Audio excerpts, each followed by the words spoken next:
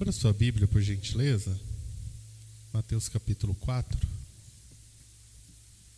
verso 18 até o 22.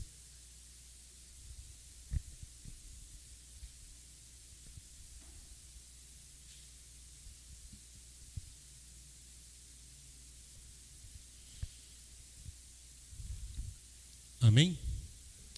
Também está sendo projetado. Diz assim: E Jesus, andando junto ao mar da Galileia, viu a dois irmãos, Simão, chamado Pedro, e André, o seu irmão, que lançavam as redes ao mar, porque eram pescadores. E disse-lhes: Vinde após mim, e eu vos farei pescadores de homens. Então eles, deixando logo as redes, seguiram-no. E adiantando-se dali, viu outros dois irmãos, Tiago, filho de Zebedeu, e João, seu irmão, num barco com seu pai, Zebedeu, consertando as redes. E chamou eles, deixando-os imediatamente o barco e seu pai, seguiram. Amém? Vamos orar? Depois a gente inicia a reflexão dessa manhã. Pai, em nome de Jesus, somos gratos a Ti por Tua graça e por Teu favor. Nós Te louvamos, bendizemos o Teu nome. Somos gratos a Ti, meu Deus, por Tua bondade e por Tua misericórdia. Meu Deus, nós Te pedimos a Tua direção, a Tua capacitação. Te pedimos que o Senhor venha falar conosco, que o Senhor venha ministrar a Tua palavra sobre o nosso coração, não só hoje, mas ao longo desse ano. É o que nós Te pedimos em nome do Teu Filho amado Jesus. Amém e amém. Pode se sentar, meu amado irmão. Eu vou pedir para o Wagner, se possível, ninguém sair agora para ir ao banheiro, rapidinho. Só quero passar um aviso importante para a igreja e depois fazer algumas considerações e a gente entra na pregação propriamente dito. Enquanto o Wagner vai abrindo, primeiro eu agradecer aos irmãos as orações, né?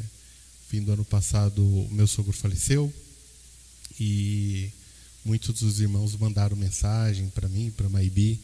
Somos gratos a Deus aí pelo carinho, pela acolhida e até pela compreensão dos dias que eu não estive vindo, justamente para cuidar delas um pouquinho e do Dani. O Dani não veio hoje, mas semana que vem creio que já vai estar apto para vir. Meus irmãos, o ano passado a gente esteve elaborando um cronograma de séries anual para o ano de 2026. Fecha lá no xizinho, Vagnão. Isso, no xizinho. E a gente vai aos sábados do mês do ano de 2026, aos sábados a gente vai estar falando sobre discipulado, uma vida que forma Cristo em nós. Então, a cada mês a gente vai estar trabalhando temas relacionados ao ser discípulo. A gente vai ver que o ano foi separado em forma trimestral. No primeiro trimestre a gente vai trabalhar o ser discípulo. O que significa ser discípulo de Jesus? Desce aí, Vagnão, por gentileza. Depois eu vou colocar lá no grupo esse PDF e aí vocês podem ler com calma. Vai. Já direto lá para os eixos. Para o próximo, quer ver? Isso. O propósito é gerar uma visão alinhada, uma cultura de discipulado na igreja por meio da pregação, explicar para a igreja a lógica por trás de cada pregação e gerar no final uma igreja em movimento, mas uma igreja em movimento rumo à missão de Jesus. Passa para a próxima, Vagnão. Aqui a gente já começa a falar do projeto estratégico, que a cada trimestre a gente vai sair do ponto de start, que é o que nós estamos no ser discípulo. Então, janeiro, fevereiro e março, falaremos sobre o que significa ser. Depois a gente vai para o viver como discípulo, o discipular pessoas e, por fim, o processo de multiplicação. Passa para a próxima, Vagnão. Aí foi aquilo que eu acabei de mencionar. Passa, já vai direto lá agora para as mensagens. Então, vejam. O trimestre ele foi dividido em 3 pregações. Na tela anterior mostra o que a gente aborda em cada uma delas. Então, a gente vai, ao longo do mês de janeiro, falar sobre o chamado que nos forma. Fevereiro, aos sábados, a gente vai estar trabalhando o DNA do ser discípulo. Qual é a característica, qual é o DNA de um discípulo de Jesus? E março a gente vai falar sobre o relacionamento do discípulo. A gente vai falar, ali já está todas as temáticas de pregações e os textos. Passa para a próxima, Vagnão, segundo trimestre. A gente fala sobre viver como discípulo, passa pelas disciplinas espirituais, disciplinas para uma vida plena. Em maio, o discípulo no cotidiano. E junho, vencendo o velho homem, a gente está falando sobre o viver como discípulo. O terceiro trimestre, discípulos que formam outros discípulos, caminhando junto com pessoas, conversas que geram vidas lá em agosto. E setembro a gente vai estar falando sobre vida em grupo, gerando a ideia de comunhão. O último trimestre, a gente vai falar sobre discípulos que transformam. Aí a gente, em outubro, fala sobre a missão ao nosso redor. Novembro, conversas que geram vidas. E dezembro, vida em grupos. Amém? Esses são aos sábados. Fecha e abre o de domingo, por gentileza. As de domingo começa a partir de fevereiro. Tem toda uma explicação, que a ideia da série de domingo é falar sobre Jesus no centro da nossa vida, da nossa casa, da nossa família, no centro de todas as coisas. Então a gente vai estar trabalhando dentro daquela proposta que a equipe pastoral sempre trabalha aos domingos, uma proposta salvífica. Então a gente vai falar sobre a boa nova que restaura todas as coisas. Passa para mim, Vagnão, por gentileza. Aí tem a explicação, pode ir. Vai passando. Vai passando, vai passando. E aqui começa. Então, em fevereiro, a gente vai falar sobre recomeços em Cristo. Em março, a gente vai falar sobre transformados por Cristo. Você vai perceber que toda a temática de série aparece o nome de Jesus, porque a ideia é Cristo no centro, e a gente entender bem isso. Pode ir, Vagnão. Abril, a gente vai falar assim, Cristo na nossa vida. Mês de maio, que é o mês da família, a gente fará os domingos, então a gente vai falar sobre famílias em Cristo. Esse vai ser o tema do mês da família desse ano. Junho, Vagnão, passa. Junho, a gente vai falar sobre esperança em Cristo. E julho, a gente vai estar falando sobre encontros com Jesus. E eu quero fazer um destaque, porque eu gostei muito desse e de alguns outros. Mas os encontros vão ser quase que mensagens temáticas. Se você observar lá nos temas das mensagens, Nicodemos, uma religiosidade confrontada. Samaritana, uma vida saciada pela graça. Zaqueu, o improvável que o Cristo alcança. E Bartimeu, os olhos abertos para Jesus. Agosto e setembro, Vagnão, pode ir? Agosto, Cristo em nós. Então a gente vai falar sobre uma vida escondida com Cristo, o caráter que o Espírito forma em nós, a permanência que gera fruto, dentre outras coisas. E mês de setembro é mês de saúde mental. A gente eu até coloquei esses emotions aí, esses ursinhos para alegrar vocês. E a gente vai falar sobre emoções e Cristo. Como que as nossas emoções podem ser transformadas por Jesus. Como que Jesus está no centro das nossas emoções? Será que Ele está sendo o centro? Outubro, mês da reforma. Passa lá, Vagnão. Reforma, de volta ao Evangelho, somente Cristo, somente a graça, somente a fé, somente a Escritura. Novembro, nova vida em Cristo. Então a gente vai falar sobre um chamado à santidade, caráter do reino, vida do Espírito e vivendo a esperança no reino. E o mês de dezembro, a gente vai estar pregando sobre Ele veio para nos salvar. Um mês que as pessoas também falam. A gente, nos últimos anos, a gente veio dando enfoque no mês de dezembro sobre a Bíblia. Especialmente esse ano, nós daremos uma proposta bíblica sobre o Natal. Então a gente falará sobre o Natal, só que numa perspectiva bíblica sobre Ele. Jesus veio para salvar a humanidade. Amém? São essas as séries de mensagens que será pregada ao longo do ano de 2026. Eu só peço que vocês nos ajudem em oração, pedindo que Deus use cada pregador, use cada mensageiro para falar conosco de maneira que sejamos edificados. A ideia, principalmente aos sábados, com aquela proposta de discipulado, é a gente tentar montar grupos para trabalhar, grupos de discipulado na igreja local, em paralelo às pregações, para a gente ir experimentando isso também na prática, não só na parte teórica. Amém? Bom, vamos lá. A gente está com a série de mensagens hoje falando sobre o chamado que nos forma. Então, ao longo do mês de janeiro, se quiser fechar essa parte, Wagner, e abrir aquela imagem e deixar ela estática, pode deixar ela estática já.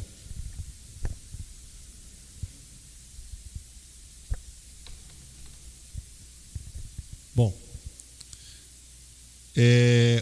a gente vai estar falando sobre o chamado que nos forma. O Wagner vai projetar o banner da série, que eu até coloquei lá no WhatsApp. Eu peço que, por gentileza, você abra sua Bíblia no Evangelho de Mateus, capítulo 4, verso 18 ao 22. Nós iremos refletir um pouco sobre esse texto de Mateus, capítulo 4, verso 18 até o 22.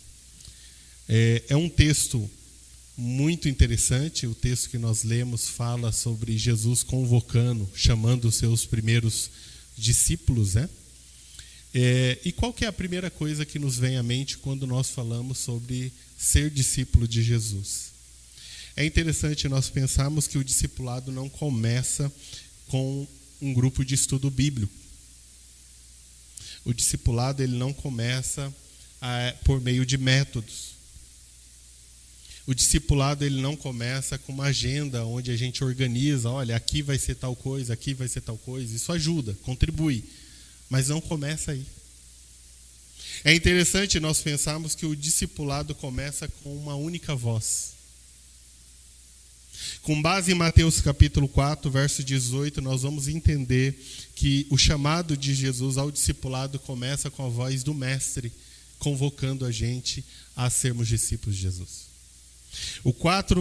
Capítulo 4, verso 18 diz assim: andando às margens do mar da Galileia, Jesus viu 2 irmãos, Simão, chamado Pedro, e seu irmão André. Eles estavam lançando as redes ao mar, porque eram pescadores de homens. Não é essa não, Wagner. É aquela outra que eu te mandei no WhatsApp. A não ser que eu mandei errada. Essa é do ano passado. Isso, essa mesmo. Então, o 4,18, ele vai trabalhar para a gente. Ele vai nos mostrar, Mateus 4, que Jesus, ele está ali ecoando a sua voz no nosso cotidiano diário. No caso dos discípulos ali de Simão, Pedro e André, eles estavam fazendo coisas do cotidiano deles. Ao olhar para o texto de Mateus 4,18, nós vamos ver que o discipulado começa quando nós estamos lá, menos pensando em discipulado, na nossa vida comum, na nossa vida diária. Jesus está passando por ela e ele nos chama. A voz dele começa por aí, ao ouvirmos a voz do Mestre chamando a gente no nosso cotidiano. Quando você está lá fazendo sua coisa do cotidiano, seu trabalho, seus afazeres, quer sejam eles domésticos ou secular, do seu trabalho secular. Mateus mostra no capítulo 4 que nada de extraordinário está acontecendo. Os discípulos ou os futuros chamados por Jesus estavam dentro d'água, lançando as redes ao mar, porque essa era sua profissão. Se Jesus estivesse fazendo isso hoje, ele estaria passando pelo Eliseu, lá construindo uma viga e falando com Eliseu. Ou com cada irmão na sua área de ofício, no seu cotidiano diário. Então, o discipulado começa dessa forma. Veja que o texto vai falar que eles estavam lançando as redes, os barcos estavam bem preparados, as redes estavam corretas, era mais um dia de trabalho como outro qualquer. Porém, naquele dia teve algo diferente. Eles ouviram uma voz diferente. A vida deles nunca mais seria a mesma depois daquele dia.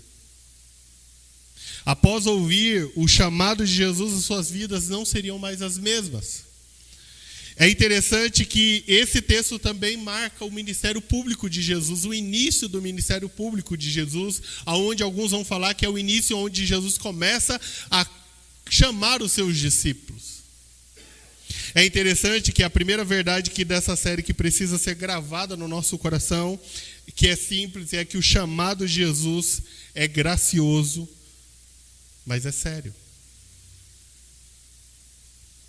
Muitas pessoas não levam a sério o chamado de Jesus. Talvez por não compreender a ideia do chamado. Infelizmente, nós associamos chamados com funções, tarefas, atividades, afazeres. Russell Shedd vai falar que chamado tem a ver com discípulo. Ser discípulo.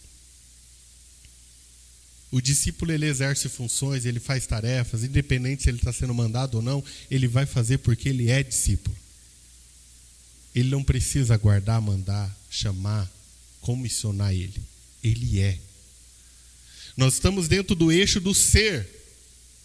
E nós precisamos entender que o chamado para sermos discípulos de Jesus é um chamado efetuado pela graça de Deus e que nós precisamos levar a sério o ouvir o chamado de Jesus para largarmos as redes e caminharmos com Ele.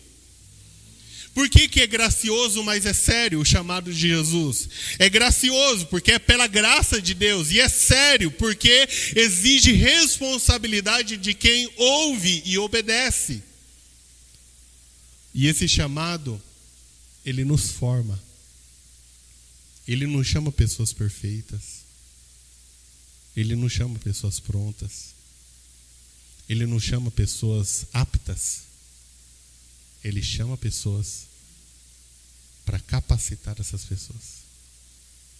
Talvez você se sinta incapaz de fazer a obra, se sinta incapaz de pregar o evangelho, se sinta incapaz de fazer muitas coisas. Mas eu quero começar essa série ao longo desse ano dizendo para você que é Deus quem vai capacitar cada um de nós. É Deus quem está nos convocando e nos chamando. Logo, o chamado de Deus exige de nós algumas coisas. Vivemos um tempo em que as pessoas não gostam de ser exigidas. Isso é fato. Mas o chamado de Jesus, nós precisamos entender bem isso, irmãos. O chamado de Jesus nos forma, porque Ele exige de nós algumas coisas.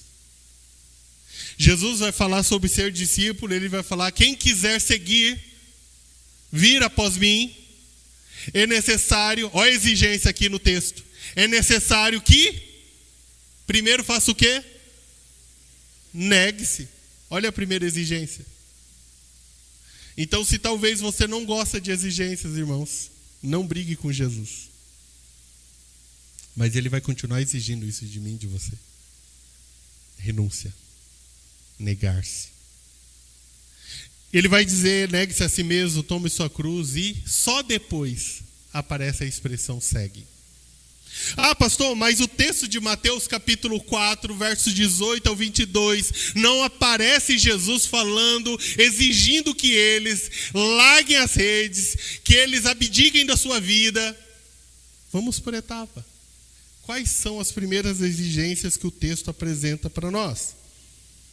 O primeiro que nós precisamos entender é que a iniciativa do chamado, o discipulado começa não da nossa parte. Ao contrário do discipulado rabínico, que era o Michel que tinha que procurar um rabino bem renomado para ser discipulado, para ser instruído por esse rabino. No discipulado de Jesus, a ação não é do Michel. A ação não é da igreja da Vila Rio. A ação é graciosa de Jesus vindo até a igreja da Vila Rio e falando para ela: vem, segue-me. Esse é o tema da nossa reflexão dessa manhã. Vem e segue-me. Então veja que enquanto o discipulado rabínico dizia que a igreja da Vila Rio teria que procurar um bom renomado discipulador para discipular ela, no discipulado de Jesus, é Jesus que vai ao encontro da igreja de Vila Rio de forma graciosa, amorosa e fala assim: vem e segue-me. A iniciativa no texto começa da parte de Jesus. O verso 18 diz que Jesus estava na beira do mar da Galileia. Diz também que os seus futuros discípulos estavam ali trabalhando no seu cotidiano. E é Jesus que vai até eles.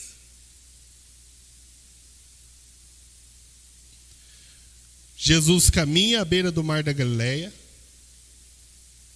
O texto vai descrever que Jesus vê os dois irmãos.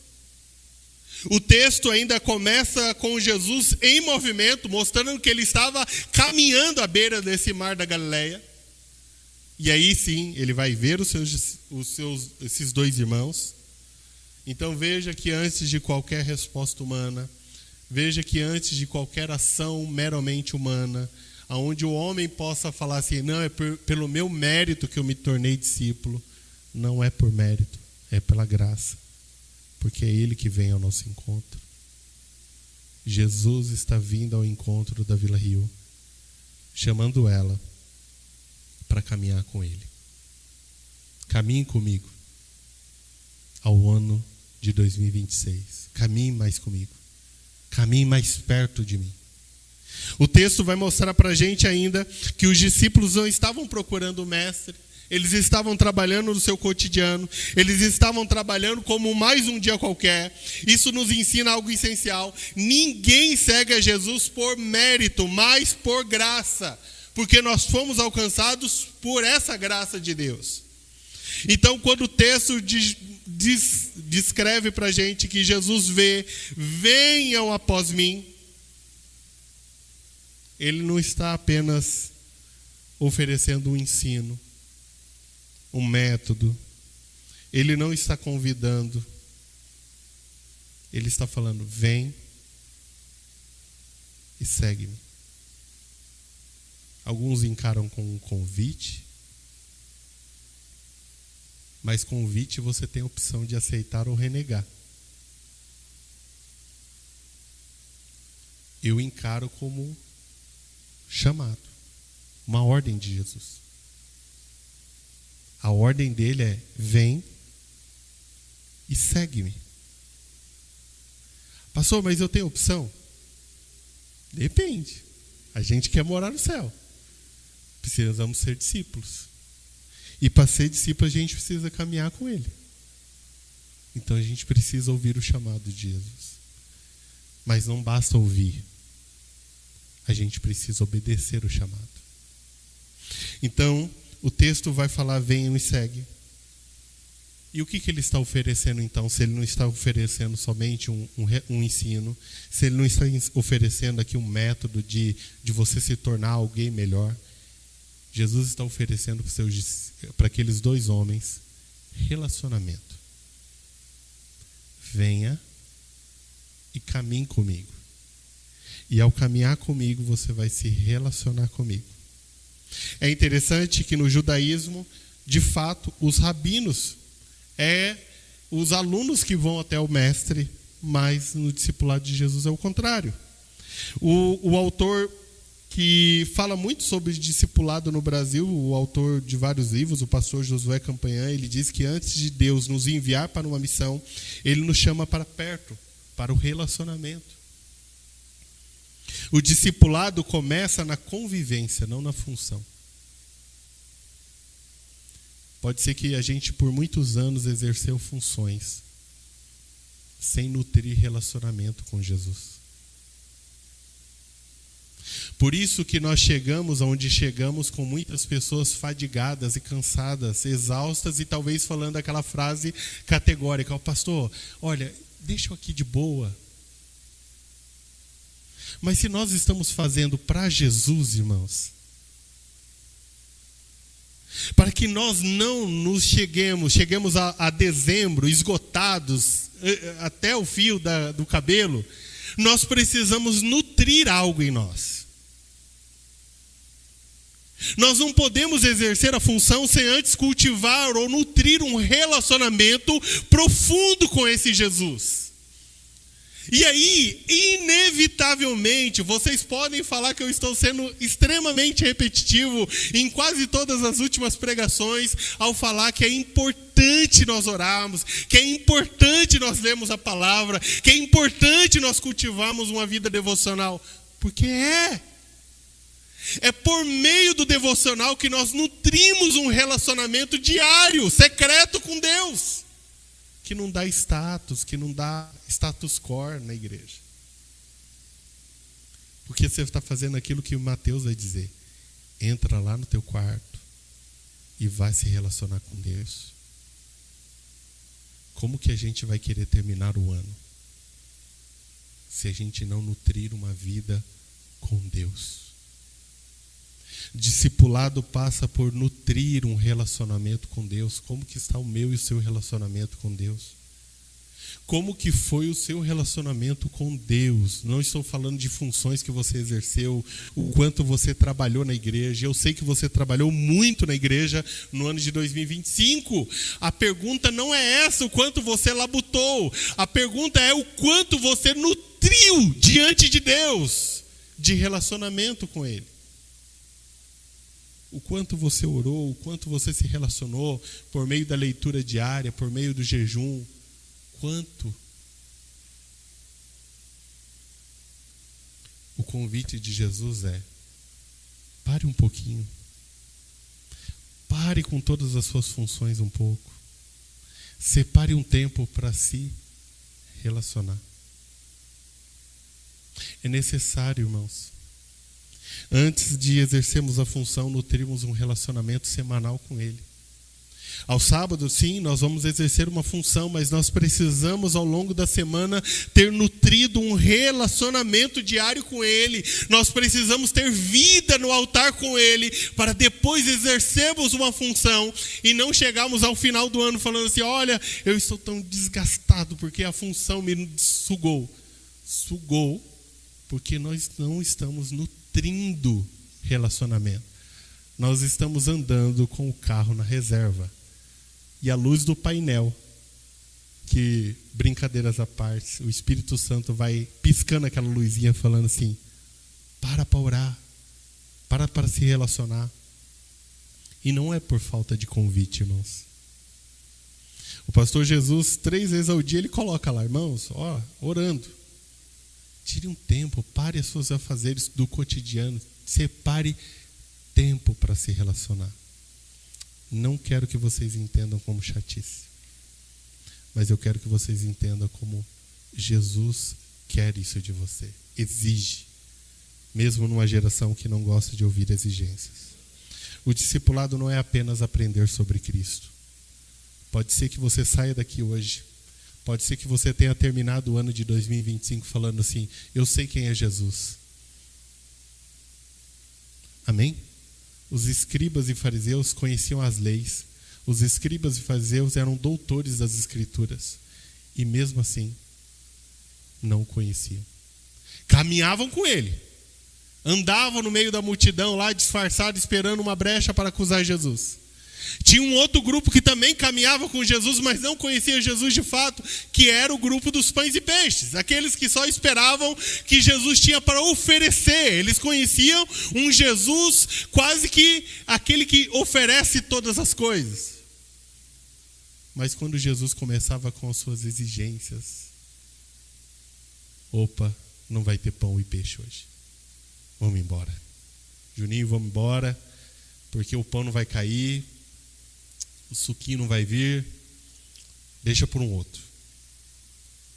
Mas os discípulos de Jesus vão olhar para Jesus ainda hoje e vão falar assim: para onde iremos nós, se só tu tens palavra de vida eterna? O discípulo não está preocupado com pães e peixes, irmãos. O discípulo, ele está preocupado com a palavra que gera vida. Mas essa palavra que gera vida passa por um relacionamento que também gera vida. Para iniciarmos um ano abençoador, nós precisamos compreender que a iniciativa do discipulado é de Jesus e não nossa. A segunda é que o discipulado, o chamado, passa e redefine quem somos, redefine a nossa identidade. Quem é o Michel a partir do momento que ouve o chamado e obedece o chamado de Jesus? O verso 19 diz: vinde a mim, e eu vos farei pescadores de homens. Por que o chamado redefine?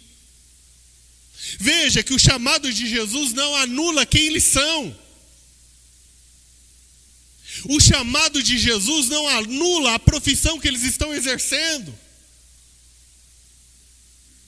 mas dá um real sentido para ela. Jesus está aqui falando para eles o seguinte: eu farei de vocês pescadores de homens. Jesus não apenas chama, mas ele forma. Eu vou formar vocês, eu vou tornar vocês homens que pescam homens. O verbo é claro: farei. Mostrando assim, processo. Eles não estão prontos. Mas Jesus está vindo até eles. E é Jesus que está falando: eu vou fazer de você. Você está ouvindo Jesus chamar? Jesus falando: eu farei de você. Lá na sua profissão, um grande homem de Deus, pescador de pessoas, salvador de pessoas. Não porque você é capaz, não, mas você vai ser aquele que vai anunciar Jesus por coração dessas pessoas. E por meio da sua fala, da fala que o Espírito Santo vai te direcionar, aí sim, vidas serão tocadas. O texto vai descrever que não apenas Deus está chamando, mas Ele está mostrando que é um processo. Nós precisamos caminhar com Ele nesse processo. Jesus encontra eles no Marco 0 aqui, ó. Eles eram pescadores de peixes. E Jesus não está apagando sua história, mas está dando um sentido real para elas. Cristo não despreza quem somos hoje, mas Ele ressignifica quem seremos amanhã. Pode ser que você hoje não saiba falar como convém, mas amanhã Deus pode estar te usando para ministrar estudo bíblico, para convidar pessoas a ir na igreja, mas por que não? Para convidar o seu vizinho para comer um pão e tomar um café com você. Discipulado é relacionamento, não é somente convidar para vir à igreja.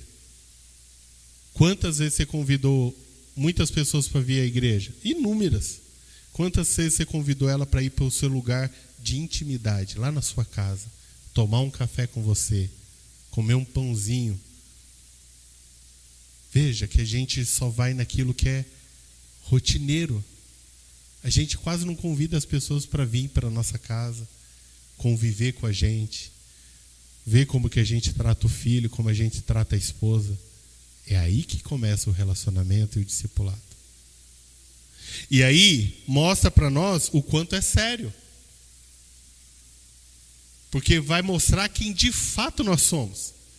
Fora desse ambiente aqui, ó. Como diz o inglês, a gente põe a roupinha para ver Deus. Mas e lá? No nosso lugar que a gente é a gente mesmo. Então veja, Jesus não apenas muda o que fazemos, mas Ele permite ser transformado quem somos de fato. O discipulado não é apenas frequentar cultos, não é apenas servir no ministério. É permitir que Cristo molde o nosso caráter, nossos valores e nossas prioridades. O chamado de Jesus ao discipulado nos forma trabalhando primeiro dentro de nós. para antes de nos levar para o fora. Então, o quanto Deus está trabalhando no seu coração. Terceira verdade que nós aprendemos é que o chamado exige uma resposta concreta. Verso 20, por gentileza, olha aí na sua Bíblia. O texto do verso 20 diz que ao ouvir a voz de Jesus, ao ouvir Jesus falar, venham a mim, o que eles fazem? Imediatamente, eles deixaram as redes e passaram a seguir. Então, eles imediatamente deixaram as redes e o seguiram. Mateus faz questão, no Evangelho de Mateus, de descrever a expressão imediatamente. Não houve tempo para adiamento, não houve tempo para argumentação. Pastor, olha, Jesus, deixa eu ver aqui se eu posso te seguir. Sabe por quê? Eu estou com muitas coisas para fazer, eu estou com muitas tarefas. Deixa eu ver se eu tenho tempo para te seguir. Deixa eu ver se eu tenho tempo. Não dá tempo para isso, irmãos. Seguir a Jesus envolve renúncia. Ou você segue, ou você não segue. Não dá para seguir a Jesus falando assim, olha, eu estou seguindo, mas deixa eu ver, eu não posso me dedicar de corpo e alma, porque as minhas tarefas, as minhas atividades são muito grandes. Eu quero te chamar a atenção para o texto. A profissão deles era pescadores. Logo, Jesus está impactando o quê? Ao chamar eles na fonte de renda. Quer ver um crente hoje não seguir Jesus? Mexe no bolso dele. Estou mentindo? A gente vai até a página que não mexa na renda. É Jesus falando para a gente o quê? Jesus chama seus primeiros discípulos e toca na primeira coisa que poderia se tornar um grande empecilho de alguém seguir a Jesus. Teve perda de lucro, perda de arrecadação, tomou prejuízo. Um discípulo de Jesus, ele tem que estar disposto a perder, renunciar, abdicar, realocar as prioridades de vida. Não é encaixar Deus em algum momento assim, falar, deixa eu ver aqui na minha agenda santa, aonde eu consigo encaixar Deus na minha agenda. Não. A agenda começa da parte de Deus e você realoca as outras coisas. Você que vai ter que achar um lugar para colocar todas as suas tarefas. Mas Deus precisa ser o centro. Mas é lindo cantar que Jesus é o centro de tudo que há. É lindo cantar que Jesus é o centro da nossa vida. Mas o desafio não está em cantar, irmãos. E é isso que eu quero que você entenda no amor de Cristo. Não, o desafio não está em cantar e levantar a mãozinha e chorar nessa hora. O desafio está na hora do vamos ver na prática. É onde você vai ter que tomar prejuízo. Você não vai poder fazer hora extra por ser fiel a Deus. Você vai abdicar de algumas coisas por amar a Jesus, por servir a Jesus. Será que a gente está disposto? A última pregação dessa série, que Jesus, o chamado que nos forma, é sobre o custo. Então eu vou deixar que o pastor Júnior vai trabalhar isso com a gente no custo. Mas hoje, nós precisamos entender que para os discípulos não houve espaço para negociação. Não houve espaço para, deixa eu ver se dá. Jesus exigiu renúncia real, imediata. Veja, aqui precisamos ainda refletir sobre os últimos pontos para a gente concluir essa reflexão. Não existe discipulado verdadeiro sem deixar algo para trás. Não existe como você seguir a Jesus sem antes você renunciar a algumas coisas. A graça de Deus não é permissão para você continuar igual. Não, pastor, eu quero continuar do jeito que eu estou. Eu sou aquele crente. Graças a Deus a gente não tem irmã Gabriela, né? Aquele crente Gabriela, não, eu nasci assim, com o meu temperamento assim, com os meus afazeres assim, eu vou morrer assim. Jesus não chamou para a gente seguir esse curso da vida. A gente precisa entender que uma forma que o chamado é gracioso e essa graça de Deus não é permissão para que você permaneça igual e morra igual. A graça de Deus é quem te dá a capacidade e poder para de fato ser moldado. É a graça de Deus que nos capacita a sermos formados discípulos reais de Jesus. O texto nos confronta, aqui no capítulo 4 ainda, com algo muito inevitável. Seguir a Jesus nos leva às decisões práticas, não teóricas. Teóricas a gente é bom. E por último, o chamado reorganiza as nossas prioridades. Eles deixaram o barco e o seguiram. O verso 21 e 22 vai descrever assim: passando mais adiante, viu outros 2 irmãos, Tiago, filho de Zebedeu, e seu irmão João. Ambos estavam no barco com seu pai, Zebedeu, consertando as redes, trabalho. E Jesus o chamou. Verso 22, olha a expressão novamente. Imediatamente, deixando o barco, fez o quê? E o seu pai seguiram. Tiago e João deixaram o trabalho, deixaram referência familiar. O texto aqui não está ensinando a gente a abandonar família de forma irresponsável, mas colocar prioridade cristocêntrica na nossa vida. Jesus deixa claro que o reino reorganiza, a vida no reino de Deus reorganiza todas as coisas da nossa vida. Ser discípulo de Jesus é permitir que Cristo governe não algumas áreas da nossa vida, mas todas as áreas da nossa vida. Não é acrescentar Jesus na agenda, mas é colocá-lo no centro da nossa vida. E eu concluo trazendo algumas reflexões práticas.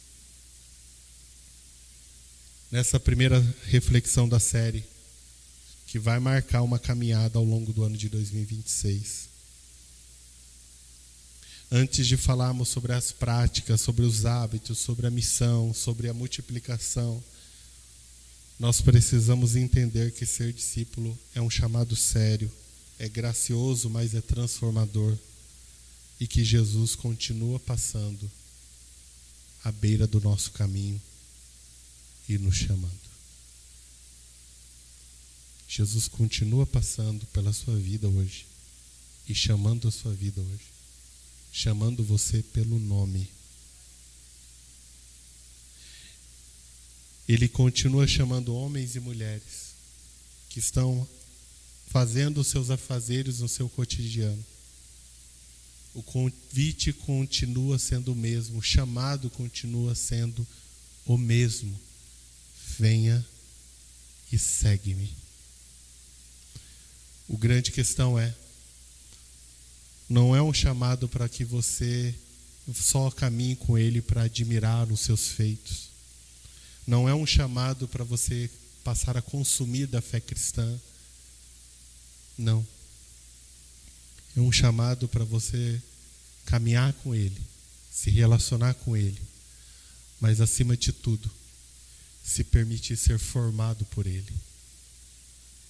Deixa Deus formar um coração de discípulo, uma vida de discípulo, um marido que é discípulo, uma mulher, uma mãe, uma filha que é discípula de Jesus, de forma verdadeira, de forma real. Isso impacta a vida da igreja. Isso impacta o resultado que a igreja tem. E aqui eu não estou falando de renda financeira, eu não estou falando de número de pessoas, não. Eu estou falando aqui agora de coisas práticas. Uma vez que nos tornamos discípulos de Jesus, isso impacta como nós lidamos em família. Uma vez que nós somos discípulos de Jesus, isso impacta na nossa maneira como cultuamos a Deus. Isso impacta com a maneira que nós olhamos as pessoas que não conhecem a Jesus ainda. Porque se somos discípulos, olharemos como Jesus olha. Não tipo assim, não, deixa esse povo para lá. São comedores de carne de porco, vão morrer, vão para o inferno. Não, a gente vai olhar com o olhar de Jesus. Eles são isso porque ainda não conhecem. Então veja, mas é impossível não pensar agora nas redes. Jesus não está chamando você só para aprender regras, valores, princípios. Quais redes? Preste bem atenção nisso. Quais redes você vai ter que abandonar hoje? Qual rede que está te impedindo de seguir a Jesus?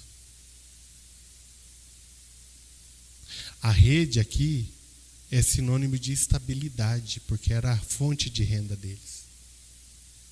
É o porto seguro deles. Qual que é a rede que está te segurando? Quais são as redes que você precisa deixar para poder seguir a Jesus de forma e ser formado por Jesus, moldado por Jesus? Você consegue fazer isso?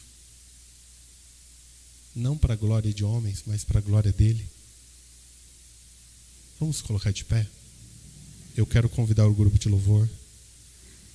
Eu quero orar com você depois. Pastor Jesus e o Eliseu estarão cantando um louvor. Não sei se mais os demais. E eu quero que esse louvor, esse hino, você reflita na letra dele. Me permita novamente enfatizar. Quantas vezes na igreja a gente cantou esse louvor que vai ser cantado agora? Quantas? Tudo a ti eu entregarei. Veja, exige de nós. Jesus não quer saber no final da jornada quantas vezes nós cantamos que Jesus é o centro da nossa vida, que tudo eu entregaria para Ele. Jesus quer saber quanto eu vivi isso, o quanto eu me dediquei a isso. Essa é uma palavra que precisa nortear o nosso ano. Se entregue, mas não deixe de nutrir um relacionamento com Jesus. Se entregue ao fazer as funções, ao trabalhar na igreja, mas não negligencie a sua vida de relacionamento com Deus. Amém? Vamos louvar o Senhor?